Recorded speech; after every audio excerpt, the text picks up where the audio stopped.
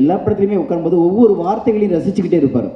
அப்படி ரசித்து பண்ண இந்த பாடல் என்னுடைய ஹிட் லிஸ்ட்லையும் சரி, ஜிவி சாரோடைய ஹிட் லிஸ்ட்லையும் வரும்னு நம்புகிறோம். இதுக்கு வந்து நன்றி சொல்ல வேண்டியது டைரக்டர் சங்கர் அவர்களுக்கு. லெஜெண்ட்ஸ் இருக்காங்க, பாரதி ராஜா சார் இருக்காரு, அப்புறம் GV Prakash, Ivana and Soori. Of course outstanding performance. So அதுக்கு ஈடு கொடுத்து பண்ணுறது பெரிய சேலஞ்சிங்காக இருந்தது. ஸோ இந்த மாதிரி ஆப்பர்ச்சுனிட்டி கொடுத்து எனக்கு இது பண்ண முடிஞ்சது. I'm so happy. நிஜமாக சொல்லணும்னா இந்த சாங் பார்க்கும்போது அவர் வந்து வெற்றிமாறன் படத்தை வந்து ரீ ரெக்கார்டிங் பண்ணும்போது ஹீரோ எப்படி பெர்ஃபார்ம் பண்ணுறாருன்னு கரெக்டாக பார்த்து வச்சுருக்காருன்னு நினைக்கிறேன். நிஜமாகவே ரொம்ப அழகாக பண்ண ஆரம்பிச்சிட்டிங்க. வர வர ரொம்ப நல்லாயிருக்கு. நான் சமீபத்தில் உங்களுடைய எந்த படமும் நிறைய பார்க்கல, ஆனால் இதில் வந்து ஒரு பொல்லாதவன் டயத்தில் தனுஷ் பண்ண அளவுக்கு ஒரு பெர்ஃபார்மன்ஸ் வந்துருச்சு. நிஜமாக தான் சொல்கிறேன், வாழ்த்துக்கள். படம் ரொம்ப நல்லா வந்திருக்கு. கண்டிப்பாக ஒரு ஃபேமிலியோடு உட்காந்து பார்க்கக்கூடிய படமாக இருக்கும். கண்டிப்பாக செகண்ட் ஹாஃப்லாம் ரொம்ப ரொம்ப ரொம்ப இன்ட்ரெஸ்டிங்காக இருக்கும். ஃபஸ்ட் ஹாஃப் ஒரு கலரில், செகண்ட் ஹாஃப் ஒரு கலரில் இருக்கும். படம் ரொம்ப எல்லாருக்கும் பிடிக்கும்னு நினைக்கிறேன். பி.வி. சங்கர் நல்ல மேக்கிங் பண்ணியிருக்கீங்க. அண்ட் இந்த படத்தினுடைய அந்த ஃபஸ்ட்டு பாட்டே பார்க்கும்போதே எனக்கு ரொம்ப பிடிச்சி போச்சு. இந்த பாட்டு வந்து கண்டிப்பாக பெரிய வெற்றி அடையும்னு ஜிவி சார் ஒரு பெரிய ஹிட் நம்பரை கொடுத்து டேக் ஆஃப் பண்ணியிருக்கீங்க. பி.வி. சங்கருக்கு ஒரு டெபு படம் நினைக்கிறேன். அவருக்கு வந்து இந்த படம் ஒரு பெரிய வெற்றி படமாகவும், இவானா ஒரு சக்ஸஸ்ஃபுல் ஹீரோயின், தொடர்ந்து நல்ல நல்ல படங்களை கொடுத்துட்டு வராங்க. லவ் டுடே இருந்தாலும் சரி, மதிமாறா இருந்தாலும் சரி, அண்ட் நாச்சியால் ஆரம்பித்து எல்லாமே வெற்றி படங்கள் உங்களுக்கு. இந்த படமும் உங்களுக்கு ஒரு லக்கி மேஸ்கெட்டாக இருக்கீங்க. உங்களுக்கு இந்த படம் வெற்றி படமாக அமையணும். ஜிவி சார், உங்களோட மியூசிக் மிகப்பெரிய லவர். உங்களோட நாச்சியார் படம் உங்களோட நடிப்பை பார்த்து பயங்கரமாக வியந்திருக்கும். உங்களோட ஒவ்வொரு படைப்புமே செம்மையாக இருக்குது. இந்த படத்தில் உங்களோட ஆக்டிங் பார்த்து ரொம்ப ரசித்தோம். டிலி பாபு சார், ஏற்கனவே மரக நாணயம் படத்தில் எங்களுக்கு ஒரு வாய்ப்பு கொடுத்தீங்க. மறுபடியும் அடுத்ததாக இந்த படத்தில் எழுதுறதுக்கு வாய்ப்பு கொடுத்ததுக்கு ரொம்ப நன்றி. இயக்குனர் சங்கர் சார், ஒளிப்பதிவில் ஆல்ரெடி அழகான பதிவு பண்ணியிருக்கீங்க. இயக்குனராக புது அவதாரம் எடுத்திருக்கீங்க, வாழ்த்துக்கள். இந்த படம் வந்துட்டு மிகப்பெரிய ஜேர்னி எங்களுக்கு. So almost 3 years. அவ்வளோ தடங்கல்கள், பர்மிஷன் கிடைக்கிறதுக்காக இருக்கட்டும், அனிமலோட பர்மிஷன். கிளைமேக்ஸ் ஷூட் பண்ணுறதுக்கு 2 நாளுக்கு முன்னாடி யானைக்கு மதம் பிடிச்சிருச்சு. ஸோ ஜிவி ரொம்ப பயந்துட்டு இருந்தார், யானை கூட நடிக்க போகிறோம் எப்படி. அவருக்காகவே வந்து திலீப் சுப்பராயன் மாஸ்டர் நாங்கள் கொண்டு வந்தோம். ஏன்னா சின்ன படமாக இருந்தாலும் பெரிய பெரிய டெக்னீஷியன்ஸ் தான். திலீப் சுப்பராயன் மாஸ்டர் கொண்டு வந்து ஷூட் போகிறதுக்கு முன்னாடி யானைக்கு மதம் பிடிச்சிருச்சு. ஸோ நல்ல வேலை ஒரு நாளைக்கு முன்னாடி மதம் பிடிச்சிது. ஷூட் பண்ணும்போது அது நடந்திருந்ததுன்னா பெரிய அசம்பாவிதம் நடந்திருக்கும். அதுக்காக ஒரு 5 மாதம் வெயிட் பண்ணி மழையெல்லாம் நின்றதுக்கப்புறம் படம் ஆரம்பித்தோம். கிளைமேக்ஸ் மட்டுமே பாலக்காடு ஃபாரஸ்ட் ஏரியாவில் 7 days ஷூட் பண்ணியிருக்கோம். Almost we spend 1.25 crores. So only for climax portion. So long journey, நிறைய பேர் கடினமான உழைப்பை கொடுத்துருக்கோம். ஐ திங்க் 2020 நவம்பர் மாதத்துக்கு தான் போனோம். அன்றைக்கி தான் நாங்கள் சத்தியமங்கலம் ஊரில் அட்டனை கடம்பூர் என்ற கிராமத்தில் பூஜா போட்டு கல்வன் படம் ஸ்டார்ட் பண்ணது. அந்த ஊர் ஆக்சுவலி ரொம்ப பியூட்டிஃபுல்லாக அழகாக இருந்தது. எப்படின்னா எங்கே பார்த்தாலுமே பா அப்படின்னு சொல்ல ஒரு அந்த மாதிரி இருந்தது. ஸோ அங்கே ஷூட் பண்ணதே வந்து எங்கள் டீமுக்கும் இந்த படத்துக்கும் ஒரு விஷுவல் அட்வான்டேஜாக இருந்தது. அண்ட் ஐ பிலீவ் எங்கள் director and DOP Shankar sir வந்து அந்த அழகை மேக்ஸிமம் கேப்சர் பண்ண ட்ரை பண்ணியிருக்காங்க. அண்ட் எங்களுக்கு வந்து ஒரு ஆல்மோஸ்ட் 3 years தேவைப்பட்டுச்சு இந்த படம் கம்ப்ளீட் பண்ணி ரிலீஸ் பண்ணுறதுக்கு. ப்ரொடியூசர் சார் சொன்ன மாதிரி என்னென்னா நிறைய permission issues, unexpected climatic changes, திடீர்னு மழை வரும், அப்புறம் வெயில் வரும், அண்ட் நடுவில் கொரோனா வேறு வந்துடுச்சு, அதனால் பிரேக்கு, அந்த மாதிரி நிறைய விஷயங்கள் இருந்ததுனால இப்போதான் ரிலீஸ் ஆக போகுது. அண்ட் ஜிவி கூட எனக்கு இது 2வது படம். நாச்சியாரில் தான் ஃபஸ்ட் நான் அவங்க கூட ஒர்க் பண்ணது. அப்போ வந்து ஆக்சுவலி அவர் கூட நிறையெல்லாம் பேசலை. ஃபர்ஸ்ட் ஆஃப் ஆல் பால சாரோட படங்கிறதுனால கொஞ்சம் ஸ்ட்ரிக்டாக டிசிப்ளின்டாக தான் இருந்தது. அண்ட் இந்த படத்தில் வந்து we became good friends. And ரொம்ப அழகான மியூசிக் இந்த படத்துக்காக அவங்க பண்ணியிருக்காங்க. எங்கள் அப்பாவுக்கு வந்து கட்டழகு கருவாச்சி சாங் ரொம்ப பிடிக்கும். அவங்க காரில் எப்போவுமே அது மட்டும்தான் போட்டுட்டு இருக்காங்க. நான் இன்னொரு பாட்டு வைங்கன்னு கேட்டாலுமே அவங்க இல்லை, இந்த பாட்டு எனக்கு ரொம்ப மனசுக்கு ரொம்ப நல்லா இருக்குன்னு சொல்லிட்டு எப்போவுமே அதுதான் போடுறாங்க. அண்ட் தீனாவும் ஜிவி அவங்க 2 பேரும் சேர்ந்து செட்டில் இருக்கும்போதே கலகலப்பாக இருக்கும், ரொம்ப ஜாலியாக ஏதாவது சொல்லி காமெடி பண்ணிகிட்டே இருப்பாங்க. அதனால ஒரு சீனில் ஆக்சுவலி சங்கர் சார் வந்து தீனாவை தள்ளி வச்சாங்க, அவங்க கூட இருக்கக்கூடாதுன்னு சொல்லிட்டு. ஒரு படத்தில் வந்து கிளைமேட் சேஞ்சு, லைட் வேரியேஷன் அப்படின்னு சொல்லிட்டு ஒரு படம் தள்ளி போவோம். ஒரு சீசன் வந்து வேரியேஷன் அப்படின்னு சொல்லிட்டு ஒரு படத்துக்காக இந்த மாதிரி லைட்டிங்காக வெயிட் பண்ணி எடுத்த டேரக்டர் ஃபஸ்ட்டு ஆர்ட் டைரக்டர்கிட்ட சொல்லும்போது, சார் ஒரு சோளக்கொல்லை அதுக்கு நடுவில் ஒரு வீடு செட்டு போடுறோம் சார் அப்படின்னாங்க. அடுத்த ஷெடியூல் போகும்போது, சார் வீடு செட்டு போடாது சார், இப்போ சோளக்கொல்லையை செட்டு போடுங்க சார் அப்படின்னு சொல்கிற மாதிரி சீசன் மாறிக்கிட்டே இருந்தது. ஸோ அதே மாதிரி என்னென்ன சுச்சுவேஷனும் மாறணுமோ அதே மாதிரி இவானா சொன்னாங்க, என்னையும் ஜிவி சாரையும் டேரக்டர் சார் தள்ளி வச்சாங்கன்ட்டு. உங்களையும் என்னையுமே தள்ளி வச்சாங்க, அது உங்களுக்கு தெரியாது. இந்த படத்தில் வந்து மேக்ஸிமம் லவ் போர்ஷன்ஸ் வந்து ஜிவி சாருக்கும் இவானா அவங்களுக்கும் இருக்கும். நான் வந்து சாதாரணமாக அந்த பொண்ணுகிட்ட இல்லை தீனா, அது மூடு ஸ்பாயில் ஆகிடும், நீங்கள் பேசாதீங்க. சரி சரி, ஹீரோயினோட ஃப்ரெண்டுகிட்டே பேசுகிறேன், ஐயோ சூரி கேரக்டர் அப்படி கிடையவே கிடையாது, நீங்கள் எந்திச்சுவாங்க அப்படின்வாங்க. சும்மா கூட திரும்ப விட மாட்டாங்க. ஆனால் பாரதி ராஜா சார் மட்டும் எல்லா சீன்லேயும் அவர் லவ் சீன் பண்ணுவார், அதை நான் பார்த்துருக்கேன். ஆக்சுவலாக கதை எழுதும்போது ஜிவி எனக்கு தான் எழுதியிருக்காங்க, ஆனால் மேக்கிங் வீடியோ பாருங்கள், full love சீன்லேயும் Bharathi Raja sir தான் இருப்பார். ஸோ இவானா கூட சொன்னாங்க, இப்போது பாரதி ராஜா சார்கிட்ட பேசுகிற ஆப்பர்ச்சுனிட்டி எங்களுக்கு கிடச்சிது, ரொம்ப சந்தோஷமாக இருக்குனாங்க. நீங்கள் அந்த இடத்துல இருந்ததுனால தான் பாரதி ராஜா சார்கிட்ட நாங்கள் பேசுகிறதுக்கான ஆப்பர்ச்சுனிட்டி எல்லாம் போச்சு. ஸோ அதையும் இங்கே சொல்லிக்கிறேன். ஸோ இந்த படத்துக்கு பெரும் உழைப்பு இருக்குது. நிச்சயம் இந்த படம் எல்லாத்துக்கும் உங்களுக்கு பிடிக்கும்னு நான் நம்புகிறேன். GV sir, Delhi sir, Bharathi Raja sir, Ivana எல்லாத்துக்குமே நன்றி. நான் வந்து முதல்ல விடுதலை படத்துக்கு பாரதி ராஜா சார் தான் நடிக்கணும்னு சொல்லிட்டு அவருக்கு போயிட்டு லுக் டெஸ்ட் எல்லாம் பண்ணேன். ஹேரெல்லாம் ஷார்ட்டாக கட் பண்ணிவிட்டு அப்புறம் அந்த லொக்கேஷன் பார்க்க போனேன். அந்த டெரெயின் ரொம்ப இதாக இருந்தது. சார் அது சரியாக வருமா இருந்தாலும் ரொம்ப கோச்சிக்காரு. டே என்னடா விளையாடுற, என் முடியெல்லாம் இப்படி வெட்டி விட்டுட்டு நீ வந்து வேணாம், நான் ஒத்துக்கவே மாட்டேன், நான் என்னனாலும் நான் வந்து பண்ணுறேன் அப்படின்னாரு. இல்லை சார் வேணாம் சார் அப்படின்னு கொஞ்சம் அவாய்ட் பண்ணிட்டேன் நான். அதுக்கப்புறம் கொஞ்ச நாள் கழிச்சு, டேய் நீ வேணாம் இல்லடா, படுறா, இதே கெட்டப்பில் என்னை ஒருத்தன் வச்சு படம் எடுக்க போகிறான்டா அப்படின்னாரு. அண்டு அது கல்வன். அண்ட் இன்னொரு இன்ட்ரெஸ்டிங்கான விஷயம் என்னென்னா, நாங்கள் விடுதலைக்காக ஷூட் பண்ண அதே இடங்களில் தான் இந்த படமும் ஷூட் பண்ணாங்க. நாங்கள் ஷூட் பண்ண போகும்போது இந்த படம் ஷூட் பண்ணாங்க. கல்வன் இப்போ தான் அங்கே ஷூட் பண்ணாங்கன்னு சொல்லுவாங்க, அடிக்கடி சொல்லுவாங்க. அண்டு காட்டில் ஷூட் பண்ணதால் சொல்கிறேன், அதை கேப்சர் பண்ணுறது ரொம்ப கஷ்டம். காட்டினுடைய நம்ம நேக்கடையில் பார்க்கும்போது இருக்கிற அந்த ஸ்கேல் வந்து நம்ம லென்ஸில் வந்து வரும்போது அதை க்ரியேட் பண்ணுறது ரொம்ப கஷ்டம். அண்ட் சினிமாட்டோகிராஃபராக அதில் எவ்வளோ சேலஞ்சஸ் இருக்குன்றது எனக்கு அவருக்கு இருந்திருக்குன்றது எனக்கு தெரியும்.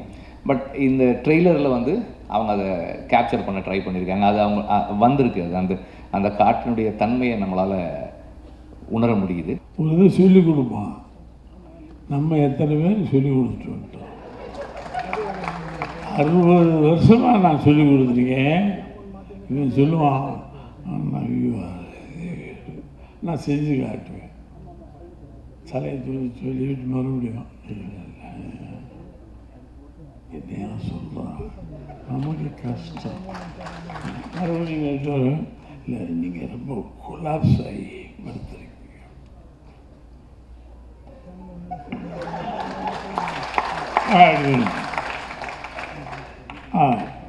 கொலாப்ஸ் என்ன கொலாப்ஸ்?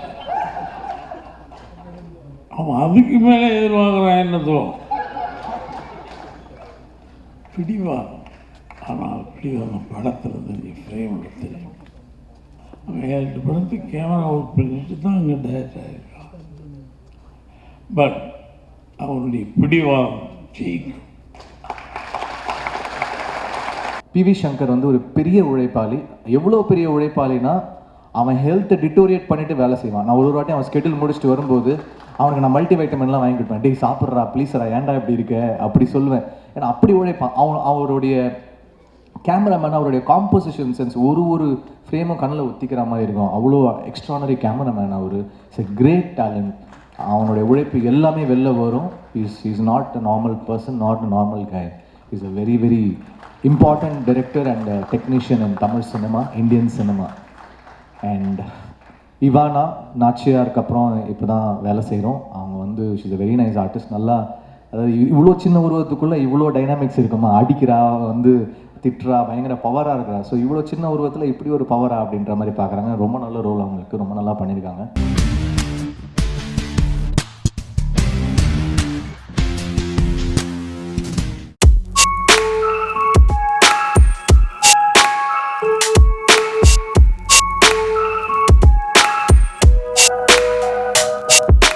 இன்ஃபேக்ட் ஃபஸ்ட்டு இவங்க கூப்பிட்டு சொல்லும்போது எனக்கு கொஞ்சம் சர்ப்ரைஸாக இருந்தது, நான் எதுக்கு நடிக்கிறதுக்கு என்ன இது கூப்பிட்டுருக்காங்க அப்படிங்கிற மாதிரி. பட் அதுக்கப்புறம் எனக்கு அதில் இருந்த கன்வின்சிங் ஃபேக்டர் வந்து அவங்க கதை சொன்ன விதம். அண்ட் மெட் டேரக்டர் அந்த டீம் துவாரகேஷன் சொல்லிட்டு அவர் தான் டைரக்ட் பண்ணியிருந்தார்.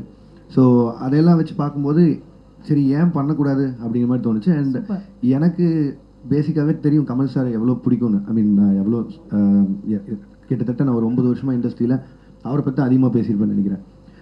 அவரோட வாய்ஸ் வந்து நான் ஏதோ ஒரு இடத்துல வர விஷுவலில் பின்னாடி வரப்போகுது அப்படின்னா எனக்கு வந்து அது ஒரு சொல்லிக்கிற அளவுக்கு என்னோடய ஃபிலிமோகிராஃபியில் ஏதோ ஒன்று நல்ல விஷயமா பட்டுச்சு. அண்ட் இதெல்லாம் தான் ஃபேக்டர்ஸ் சரின்னு சொன்னதுக்கு. பட் ஆனால் நான் அப்போ உங்ககிட்ட சொல்லிட்டு தான் இருந்தேன், முதல் நாள் சாயங்காலமே நீங்கள் உங்கள் முடிவை மாற்றுறதுக்கான சான்சஸ் நிறையா இருக்குது. பட் ஆனால் அது எனக்கு பிரச்சனை இல்லை, நான் எடுத்துகிட்டு போயிடுவேன், நீங்கள் எதுக்கு ஒரு பேக்கப் ரெடி பண்ணி வச்சுக்கங்கன்னு சொல்லிட்டு தான் போனேன். பட் அவங்க டீம் எல்லாம் ரொம்ப ஃப்ரெண்ட்லியாக இருந்தாங்க எல்லாமே. ஸோ அதனால் பெரிய சேலஞ்சாக தெரியல. அண்ட் அந்த வேலைக்கு இந்த வேலை ரொம்ப ஈஸியாக இருக்கா. நான் வந்து ஐ பின் வெரி ஃபார்ச்சுனேட். ஃபர்ஸ்ட்லேருந்தே ஐ எக்ஸ்பீரியன்ஸ் ஃபில்ம் மியூசிக். என்னோட first singing experience is for film music. ஆனால் போக போக இண்டிபெண்ட் மியூசிக் நான் ஒரு ஃபேனாக இருக்கேன், whether it's English, Tamil, Hindi. And I feel that இந்த ரெண்டு independent music and film music ரெண்டு சேர்ந்து if they grow, because film music is the big monster, it's so big, it's so powerful. So அதில் independent மியூசிக்கும் லைட்டாக at least 20% 30% at a time it needs to go forward. And இது வந்து அந்த மாதிரி ஒரு effort. And I'm very thankful to RKFI and அப்பா, because independent சாங்குக்கு இவ்வளோ ஒரு almost like a film music ஒரு ஃபில்ம் ஆடியோ லான்ச் இவ்வளோ அட்டென்ஷன் கிடைக்கிறது ரொம்ப கஷ்டம். ஸோ அது வந்து என்னோட ஆனர் அண்ட் ப்ரிவிலேஜ்.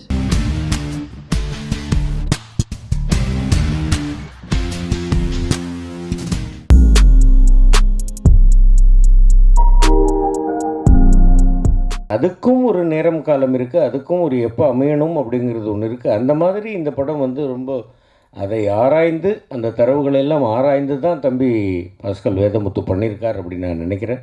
எனக்கு தெரிஞ்சு இந்த படம் வந்து ரொம்ப ஒரு இயற்கையான ஒரு படம், ரொம்ப ஒரு அருமையான ஒரு படம். குழந்தை ஒரு படைப்பு எப்படி உருவாகும் அதை தான் சொல்ல வேண்டியதாக இருந்துச்சு. அதனால் அது மட்டும்தான் பேசணும்னு நினைக்கிறேன். இப்போ IVF சம்மந்தமான பல கேள்விகள்லாம் இருக்கும், அது தேவையில்லை நினைக்கிறேன், இந்த கதைக்கு தேவையில்லாதனால அதை நான் அதை தவிர்த்துட்டேன். ஸ்கிரிப்ட் படிக்கும்போது எனக்கு பெத்த பெருமாள் அப்படின்ற அந்த கதாபாத்திரம் மிகவும் நெருக்கமாக இருந்துச்சு. அதையும் தாண்டி வாழ்வியல் சிந்தனை இருக்கிறதுனால அதை நோக்கி பயணிக்கணுன்ற அந்த எண்ணம் வந்து என்னை அங்கே கூட்டிகிட்டு போய் விட்டுச்சு. ஸோ அதுதான் பெத்த பெருமாள் கிட்ட எனக்கு ஏற்பட்ட நெருக்கம். ஸோ இன்றைக்கி இந்த IVF இந்த மாதிரியான விஷயம்லாம் படைப்பு வணிகமாகிறது வந்து தவிர்க்க வேண்டிய ஒரு விஷயம்ன்றதை நான் பார்த்தேன். ஏன்னா அது வணிகமாக வேண்டிய ஒரு விஷயம் கிடையாது. ஏன்னா அது நம்பிக்கையை உடைக்க ஆரம்பிக்குது. எப்போ வணிகமாவதோ ரொம்ப ஈஸியாக நம்பிக்கையை உடைக்க ஆரம்பிக்குது. 3ஆவது மாதம் 4ஆவது மாதத்துலேயே நீ அதுக்கு சரிப்பட்டு வர மாட்டேன்ற அந்த ஒரு இடத்துக்கு 2 பேரையும் தள்ளிடுறாங்க. ஸோ அந்த 2 கதாபாத்திரங்களாக பெத்த பெருமாளாகவும் பாண்டியாவும் என்னால் மிக எளிதாக பொருந்தி கொள்ள முடிஞ்சுது. அங்கேருந்து தான் அந்த கதாபாத்திரம், அந்த கதையிலிருந்து ஆரம்பித்தது தான்.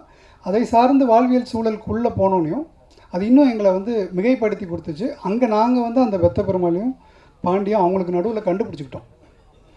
அது அந்த விஷயம் தான் நடந்துச்சு. இந்த கேரக்டர் வந்து எனக்கு ஸ்டார்டிங்கில் கொஞ்சம் சேலஞ்சிங்காக தான் சார் இருந்துச்சு. பிகாஸ் இது என்னோடய வயசுக்கு மீறின ஒரு கேரக்டர். ஸோ இது நம்ம பண்ணலாமா, பண்ணால் கரெக்டாக வருமா அப்படின்ற மாதிரி நிறைய குழப்பங்கள் இருந்துச்சு. ஆனால் என்னை சுற்றி இருக்கவங்க, என்னோடய ஃப்ரெண்ட்ஸ் எல்லாருடைய லைஃப்லையும் இதை ஃபேஸ் பண்ணிகிட்ருக்காங்க. ஸோ இது எல்லாமே நான் நேரில் இருந்து பார்த்துருக்கேன். நான் அதில் ஒருத்தியாக ஏன் அவங்களோட வழிகளை நான் ஏன் மக்களுக்கு தெரிவிக்கக்கூடாது அப்படின்ற ஒரு எண்ணத்தில் தான் நான் இந்த ஸ்கிரிப்டுக்கு ஓகே சொன்னேன். ஸோ அங்கே போய் ரிஹர்சல் எடுக்கும்பொழுது அந்த மக்களோட பழகும்போது ஆப்வியஸ்லி அந்த கேரக்டரோட கொஞ்சம் சிங்காக வாய்ப்பு கிடைச்சிது.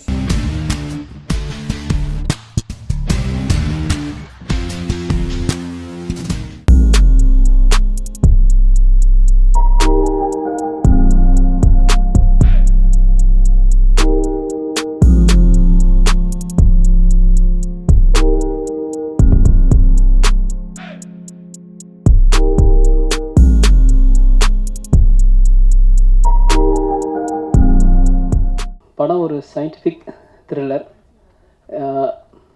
அந்த கதையை நம்ம எதிர்பார்க்க மாட்டோம். ஏன்னா இன்றைக்கி ஒரே AI டூல்ஸ் எந்த அளவுக்கு ஒரு ஹியூமனை வந்துட்டு ஹேக் பண்ணும் அப்படின்னு ரொம்ப அழகாக சொல்லியிருக்காரு. அதுக்குள்ளே நிறைய ட்விஸ்ட்லாம் இருக்குது ஷார்ட்டுக்குள்ளவே.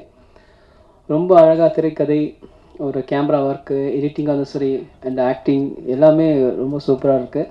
இது வந்து எனக்கு தெரிஞ்ச ஒரு மிகப்பெரிய ஆப்பர்ச்சுனிட்டின்னு தான் நான் சொல்லணும். எனக்கு கிடச்சிருக்கு. எப்போவுமே அம்மா சொல்லிகிட்டே இருப்பாங்க, உனக்கு எப்போ ஒரு ஆப்பர்ச்சுனிட்டி வந்தாலும் அதை கரெக்டாக பயன்படுத்திக்கணும் அப்படின்றது. ஸோ அப்படி நான் பயன்படுத்திக்கிட்ட ஆப்பர்ச்சுனிட்டி. ஸோ இதுக்கு ஃபர்ஸ்ட் நான் வந்து தேங்க் பண்ணுறது வந்து என்னோட வெரி க்ளோஸ் ஃப்ரெண்டான ராஜு. ஸோ அவரால் தான் இந்த ப்ராஜெக்ட்குள்ளேயே நான் வந்தேன். அண்ட் மெயின் ரீசன் ஸோ இந்த அளவுக்கு கொண்டு வந்த மை டீம் பாப்ஸுக்கு ரொம்ப தேங்க் பண்ணிக்கிறேன். ஒரு ப்ரொடியூசர்கிட்ட போய் கதை சொன்னாங்கன்னா ஈஸியாக சொல்லுவார். ஏன்னா அவர் என்கிட்ட சொன்ன கதையை வந்து காஃபி டேல மீட் பண்ணோம். 2 மணி நேரம் நான் சிரிச்சுட்டு அந்த கதையை எக்ஸ்ட்ராடினரி கதை சொன்னார். ஸோ சொன்னார் இப்படி ஒரு விஷயம் நான் பண்ணுறேன் பிரதர் அப்படின்னு சொன்னேன். முதல் படம் அதுதானே பிரதர், இல்லை இதை படமாக ரிலீஸ் ஆகி படமாக வந்துடும் நான் எதிர்பார்க்கவே இல்லை. சரி அதுதான் பிரதர், எப்பவுமே நேரங்காலம் லக்குன்னு ஒரு விஷயம் சினிமாவில். நீங்கள் ஒரு விஷயம் எதிர்பார்த்து போவீங்க, அது தானாக ஒரு விஷயத்தை உங்களை தள்ளிட்டு கொண்டு வரும். ஸோ ரொம்ப அது இறைவன் கண்களுக்கு அமையட்டும் நான் வேண்டிகிட்டு இருக்கேன். ரொம்ப சந்தோஷமாக இருக்குது. இது மாதிரி நிறைய பிரதாப் சார் மாதிரி நிறைய பேர் வரணும். இதுக்கு முன்னாடி இந்த படத்தை வந்து இவங்க தனியாக எடுத்து ஃப்ரெண்ட்ஸ்குள்ளே பண்ணியிருக்காங்க. அதுக்கப்புறம் ஒரு சில நாட்களுக்கு அப்புறம் தள்ள முடியாமல் இன்னொருத்தர் வந்தார். அதுக்கப்புறம் தான் பிரதாப் சார்கிட்ட போய் சேர்ந்துருக்கு. ரொம்ப சந்தோஷம் சார். ஏன்னா டீனேஜோட எஃபர்ட்டை புரிஞ்சுக்கிட்டு இது மாதிரி நிறைய நல்ல ப்ரொடியூசர்ஸ் வரணும், ஹெல்ப் பண்ணணும். அப்படி இருக்கும்போது தான் நிறைய நடிகர்கள் நல்ல டெக்னீஷியன்ஸ் எல்லாம் வெளியே வர முடியும். அது சயின்ஸ் ஃபிக்ஷன் த்ரில்லர். நடித்த எல்லாருமே டாலியாக இருக்கட்டும், கிரிசாராக இருக்கட்டும், டெக்னீஷியன்ஸ் பாலசுப்ரமணிய ரைட்டராக இருக்கட்டும், அப்புறம் ஜெனித், ஈவன் செல்வா, எல்லாரும் ரொம்ப மணி ஓரியன்டாக இல்லாமல் நல்ல படம் பண்ணணும், சினிமாவுக்குள்ளே வரணும் அப்படிங்கிற ஒரு மைண்ட் செட்டில் மட்டும்தான் உள்ளே வந்தாங்க. அதுக்கான ரிசல்ட் இதுன்னு நினைக்கிறேன். இந்த படத்தோட கதை வந்து ரொம்ப நல்லா ஒரு பாலசுப்ரமணியம் சார் பண்ணியிருந்தாங்க. ஏன்னா ஒரு சின்ன செல்ஃபோன் வந்து நம்மளை என்ன செய்யும் அப்படின்ற ஒரு விஷயம் இருக்குல்ல, அந்த மாதிரி இதில் ஒரு ஐரிஸ்ன்னு சொல்லி ஒரு விஷயத்தை க்ரியேட் பண்ணி அது மூலயமா வந்து எப்படி வந்து ஒருத்தன் ஒரு பிரச்சனையை சால்வ் பண்ணுறான் அப்படின்றத வந்து ரொம்ப நல்லா சொல்லியிருந்தாங்க. இது ஒரு வகையில் வந்து நல்லா சொல்லியிருந்தாலும் இது வந்து ஒரு விழிப்புணர்வாக தான் நம்ம எடுத்துக்கணும். ஏன்னா இன்றைக்கி வந்து கூகுளில் நம்ம எவ்வளோ விஷயங்களை பார்க்குறோம். ஸோ இந்த மாதிரி விஷயங்களும் இருக்குன்னு இதை வந்து ப்ளஸ்ஸாகவும் எடுத்துக்கலாம், மைனஸாகவும் எடுத்துக்கலாம். ஏன்னா வந்து இன்றைக்கி விஞ்ஞானம் இவ்வளோ பயங்கரமாக இருக்குது அப்படின்றது வந்து இந்த படத்தில் சொல்லியிருக்காங்க.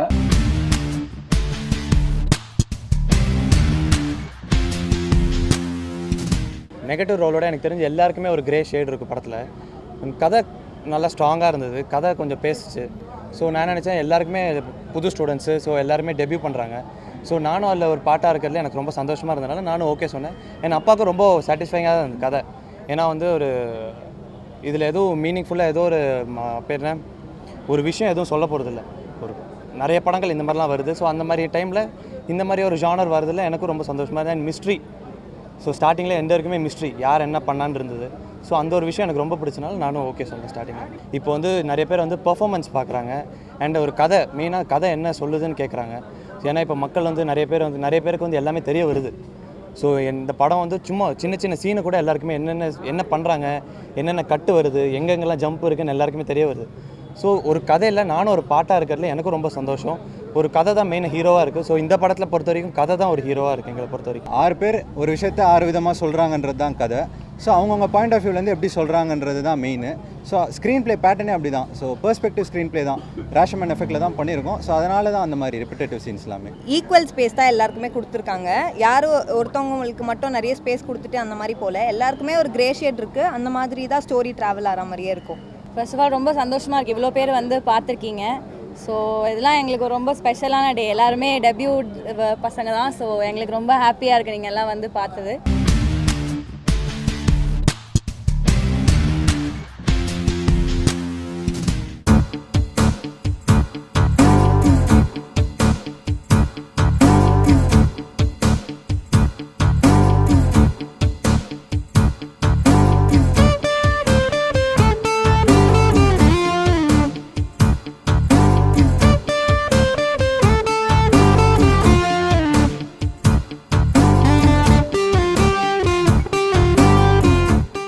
ஆக்ட் பண்ணியிருக்கோம், அதுதான் இங்கே நம்ம சொல்ல போகிற விஷயம். டாக்னா டாக் ஏதோ ஜம்ப் பண்ணும் ஓடும் அப்படிலாம் இருக்காது. ஒரு சீனில் வந்து அந்த கிட்னாப் பண்ணுறவங்க வந்து ஒரு பாய்சனை வச்சு ஸ்ப்ரே பண்ணி அதை மயக்க கடை செய்வாங்க. அந்த நாய் மயக்கப்பட்டு கண் மூடி அது திறந்து நாக்க வச்சு நக்கி அது அப்படியே ஒரு ஆக்ட் பண்ணியிருக்கோம். பார்க்கும்போது ஐயோ என்ன இப்படிலாம் ஆக்ட் பண்ணியிருக்கே அந்த மாதிரிலாம் இருந்துச்சு. ட்ரெய்லர் பார்க்கும்போது ரொம்ப அற்புதமாக இருந்துச்சு. நான் கூட டைரக்டரை கேட்டேன், என்ன சார் ஆட்களே இல்லையானே, ஒருத்தர் கூட இல்லை, கடத்துறது யாருன்னு, அது கூட கேமரா தான் கடத்தோம், ஆளை காமிக்க மாட்டோம் அப்படின்னாரு. ரொம்ப பிரமாதமாச்சு. நிச்சயமாக வந்து இது வந்து வேர்ல்டில் ஒரு பெரிய திருப்பமாக இருக்கும். நிச்சயமாக நீங்கள் அவார்டு வாங்குவீங்க, நிறைய அவார்டு வாங்குவீங்க. அதில் எந்த மாற்று கருத்தும் யாருக்குமே இருக்காது. நான் ஒரு 2000 படம் மாஸ்டராகவே பண்ணியிருக்கேன். இப்படி ஒரு படத்தை நான் பார்க்கல, உண்மையான விஷயம். நான் தான் கேட்டேன், வேறு வேலையில் என்ன எடுத்திருக்காங்களா சார்னு கூட கேட்டேன். இல்லை அப்படின்னீங்க. நிச்சயமாக அந்த ரெக்கார்டு வேர்ல்டு ரெக்கார்டு உங்களுக்கு கிடைக்கும். கிருத்திகான்னு 2 ஹீரோயின் வச்சு அற்புதமான ஒரு படத்தை வந்து எடுக்கணும்னு நீங்கள் நினச்சிங்க பார்த்தீங்களா, நீங்கள் தான் கிளவர். அது சொந்தமாக நீங்களே தயாரிக்கணும்னு முடிவு பண்ணது வந்து இன்னும் கிளவரான ஒரு விஷயம். இது பண்ணும்போது உங்களுக்கு சிரமங்கள் வந்திருக்கலாம், நிச்சயமாக வந்திருக்கலாம். ஏன்னா நீங்கள் எடுத்த பாதை வந்து ஒரு புதிய பாதை, ஒரு புது விஷயத்தை நீங்கள் வெளியில் கொண்டுட்டு வரணும் அப்படின்னு நினைக்கும் போது அதில் நிச்சயமாக வந்து சிரமங்கள் வரத்தான் செய்யும். அது எல்லாமே இந்த வெற்றிங்கிற ஒன்று வந்து உங்களை சேர்ந்துடுச்சுன்னா அந்த சிரமம் எல்லாமே மறைஞ்சிடும்.